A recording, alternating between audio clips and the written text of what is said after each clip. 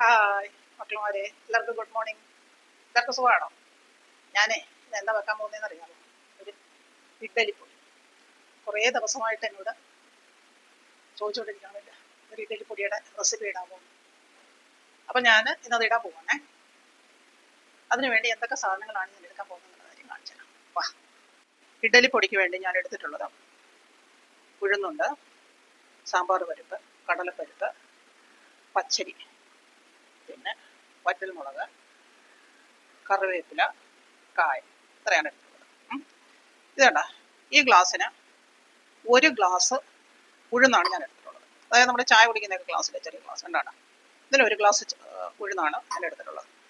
അതിൻ്റെ നേരെ പകുതിയാണ് ഉഴുന്നുപരിപ്പല്ല, കടലപ്പരിപ്പ്, തോരപ്പരിപ്പ്, അതായത് സാമ്പാർ പരിപ്പ്, പിന്നെ പച്ചരി. ഇത് മൂന്നും ഇതിൻ്റെ നേരെ പകുതിയാണ്, ഉഴുന്നുപരിപ്പിൻ്റെ നേരെ പകുതിയാണ്. പിന്നെ കറിവേപ്പില നമ്മൾ എത്ര ഇടുന്നോ അത്രയും നല്ലതാണ്. പിന്നെ ഒരു 8 9 വറ്റൽമുളകുണ്ട്. കായം, കഷ്ണക്കായമാണേ, അതിനെ പിച്ചിട്ടിരിക്കുന്നത്. ഇത്രയാണ് ഇതിനാവശ്യമുള്ളത്. പിന്നെ നമുക്കത് വറക്കാം. ഇതൊന്നും എണ്ണ വറക്കുന്നതല്ല, അല്ലാതെയാണ് നമ്മൾ കട്ടിയുള്ള ചീനിച്ചട്ടിയോ കട്ടിയുള്ള പാനോ എടുത്ത് വെച്ചാണ് വറക്കേണ്ടത്. അപ്പം ഇനി വറക്കുന്നത് എങ്ങനെയാണെന്ന് നോക്കാം. കണ്ടോ, പാന് അടപ്പ് വെക്കണം. ഞാനൊരു പാനം എടുത്തിരിക്കുന്നത് കട്ടിയുള്ള പാനാണ്.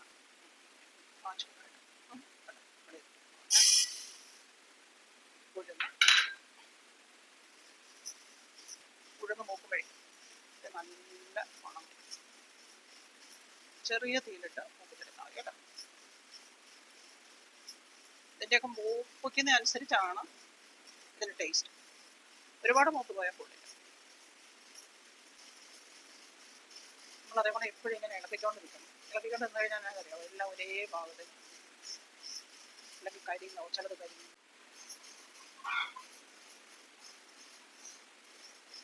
നല്ലൊരു മണം വരുന്നുണ്ട്. ഇതാണ് പാകം. ഇത്ര ആയാൽ മതി.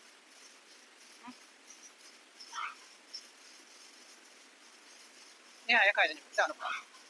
കേട്ടാ, ഒരു ബ്രൗണിഷ് കളറായില്ലേ.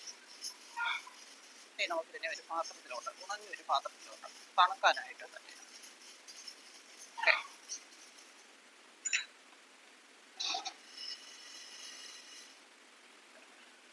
ഇതിനകത്തോട്ട് തണുക്കണ്ടിരുന്ന്. ഇനി നോക്കാം. അടുത്തതുണ്ട് കടലപ്പരിപ്പ്.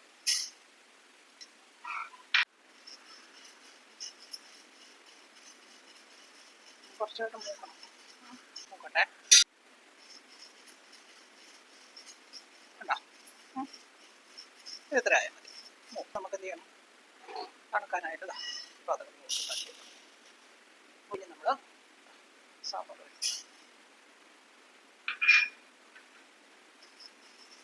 വെള്ളം ദേവോണം ചെറിയ തീയിൽ വേണം കേട്ടോ.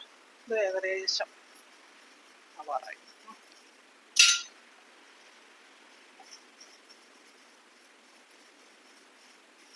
തീ കുറച്ച് വെച്ച് വേണേൽ വറക്കാൻ. തീ കൂട്ടി വെച്ച് കഴിഞ്ഞാൽ എന്നാ ചെയ്യുന്നറിയാമോ, പെട്ടെന്ന് കരിഞ്ഞു പോയാൽ അതിൻ്റെ ടേസ്റ്റ് വേറൊരു ടേസ്റ്റാണ്.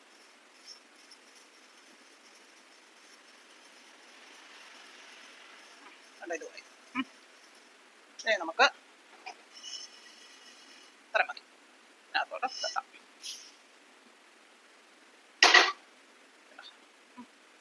ഇനി നമുക്ക് പറ്റേണ്ടത് അരി, പച്ചരി.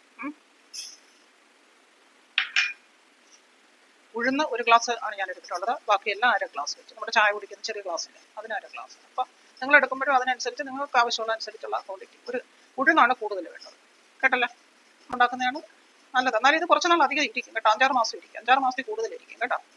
ഒരു കറിയും വേണ്ട, ദോശയ്ക്കും ഇഡ്ഡലിക്കും ഒക്കെ നമ്മൾ ഈ ഇഡ്ഡലി പൊടിയാണ്. എനിക്ക് ചെന്നൈയിൽ ഞാൻ സർവീസ് ഇരിക്കുമ്പോഴത്തേന്,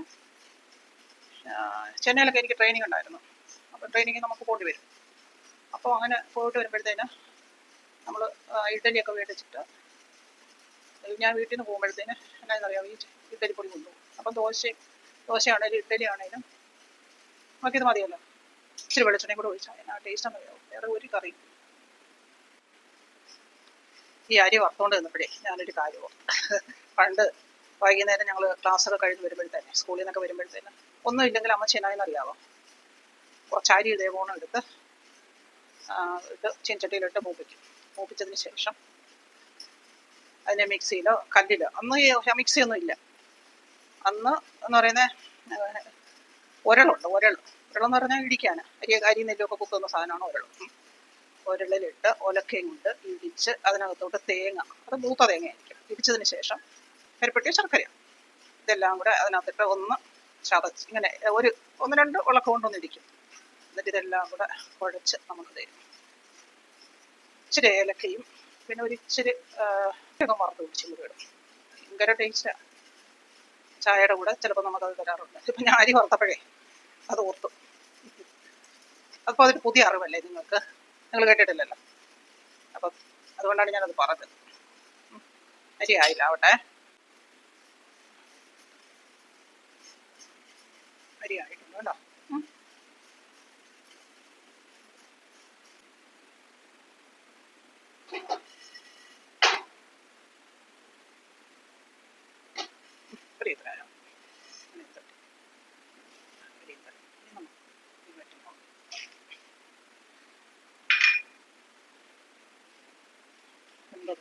എണ്ണ കൂട്ടിയത് വരണം. അത് മറന്നുപോലെ എണ്ണ ഒഴിച്ച് കളയില്ല. എണ്ണ ഒഴിക്കാതെയാണ് കട്ടിയുള്ള പാനിനകത്ത് ഇത് വറുത്തെടുക്കുന്നത്. എല്ലാ മുളകും നമ്മുടെ ഉഴുന്നും പരിപ്പും എല്ലാം.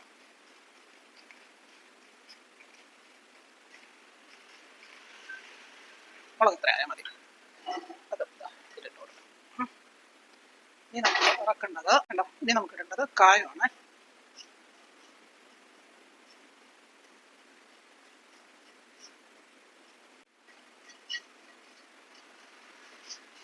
നമ്മുടെ കായമായി.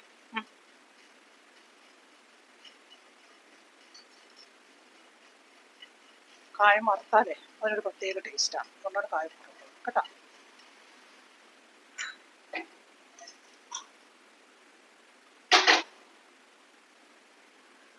ഇനി ഇതെന്താ പറയാമോ, കറിവേപ്പില എത്ര ഇടുന്നോ അത്ര നല്ല.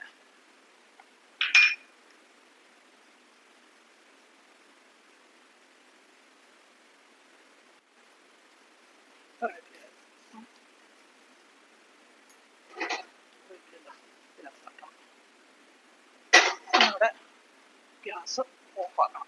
ഓഫാക്കിയതിന് ശേഷം നമുക്കേ ഇത്രയും ക്വാണ്ടിറ്റിയിലുള്ള ഇതില്ലേ, ഞാൻ അപ്പം മുളകൊക്കെ കുറച്ച് അതിലിട്ടേക്കുന്നത്. അപ്പം നമുക്ക് ആവശ്യത്തിന് ഇത്രയും ഉണ്ട്. ഞാനൊരു 8 മുളക് ഇട്ടിട്ടുള്ളൂ. ഇനി ഇതിന് പാകത്തിനുള്ള ഉപ്പ് വേണം. ഉപ്പും കൂടെ ഈ ചട്ടിയിൽ ചൂട്, അതിന് സ്റ്റൗ കത്തിക്കൊന്നും വേണ്ട. പാകത്തിന് ഇതിന് 1 സ്പൂണ് ഉപ്പിട്ടിട്ടുണ്ട്. ഇച്ചിരി കാശ്മീരി ചില്ലിയും കൂടെ ഞാൻ ഇടുവാണ്. എന്നറിയാമോ, അതിന് നമ്മൾ നേരത്തെ മുളക് കുറച്ചാണ് ഇട്ടേക്കുന്നത്. അപ്പോൾ അത്രയും ക്വാണ്ടിറ്റി ഉള്ളത് ഈ പിള്ളേർ കൊച്ചുകുട്ടികളൊക്കെ ഉള്ളിടത്താണെങ്കിൽ മുളക് അത്രയും മതി. ഇപ്പം നമ്മുടെ അവിടെ കൊച്ചുകുട്ടികളൊന്നും ഇല്ല. നമുക്ക് ഇച്ചിരി എരിവ് വേണം. അതുകൊണ്ട് ഞാൻ ഇച്ചിരി കാശ്മീരി ചില്ലി കൂടെ ഇടാൻ വേണ്ടിയാണ് അതിൽ മുളകിനെ കുറച്ച് കൊടുക്കുന്നത്. മനസ്സിലായോ? ഗ്യാസ് കത്തിക്കൊന്നും വേണ്ടത്. ഇതിനകത്ത് നമ്മുടെ പാന് നല്ല ചൂടാണ് അതിരുന്നത്. ഓക്കെ, നമുക്ക് തണുത്ത് നോക്കാം. തണുത്ത് കണ്ടോ, നന്നായിട്ട് തണുത്ത്. ഇനി നമുക്ക് പൊടിക്കുന്ന ജാറിൽ കോരിയിട്ട് പൊടിക്കും.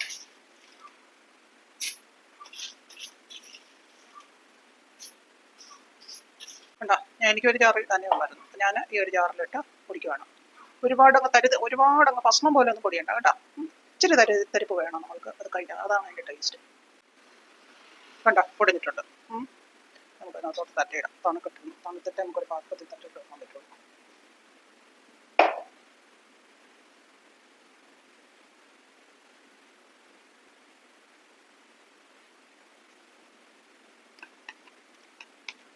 സൂപ്പർ, നല്ല കായവും പിന്നെ ഉഴുന്നും എല്ലാത്തിൻ്റെ നല്ലൊരു ഫ്ലേവർ കേട്ടോ.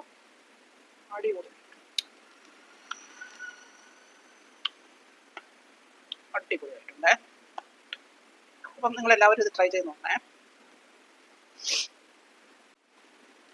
നമുക്ക് ഒരു ഇച്ചിരി ചമ്മന്തിപ്പൊടി ഇട്ട് നോക്കാം. എണ്ണ ഒഴിച്ച്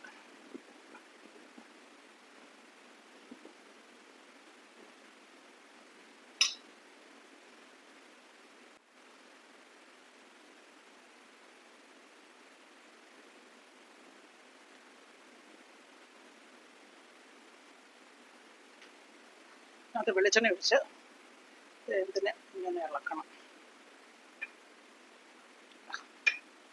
ഇങ്ങനെ ഇളക്കിയിട്ട് പിന്നെ നമ്മുടെ ദോശയാണോ ഇഡ്ഡലിയാണോ ഏതാണോ നമുക്ക് ഉള്ളതെന്ന് വെച്ചാൽ ആദ്യം മുക്കി കഴിക്കണം. ഭയങ്കര ടേസ്റ്റ്, അടിപൊളിയല്ലേ?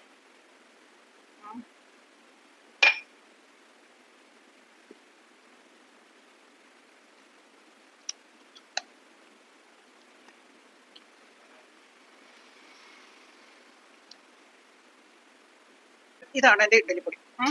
ഭയങ്കര ടേസ്റ്റാണ്. ഇഡ്ഡലിപ്പൊടിയിൽ ഞാൻ കുറച്ച് എണ്ണ ഒഴിച്ച് വെച്ചിരിക്കുന്നതാണ്. നല്ല ടേസ്റ്റാണ്. അടിപൊളി കേട്ടോ. അത് കടിക്കുന്ന സൗണ്ട് നിങ്ങൾ കേൾക്കുന്നുണ്ട്. ഇങ്ങനെ ഇച്ചിരി ക്രിസ്പി ആയിട്ട് നമ്മൾ കടിക്കണം. അതാണ് ഈ ചമ്മന്തിയുടെ പ്രത്യേകത. അപ്പം നിങ്ങൾക്ക് എല്ലാവർക്കും എൻ്റെ ഈ വീഡിയോ ഇഷ്ടപ്പെട്ടു കാണുമെന്ന് വിചാരിക്കുന്നു. ഇഷ്ടപ്പെട്ടാൽ ലൈക്ക് ചെയ്യുക, ഷെയർ ചെയ്യുക, സബ്സ്ക്രൈബ് ചെയ്യുക, കമൻറ്റ് ചെയ്യുക. Okay, by.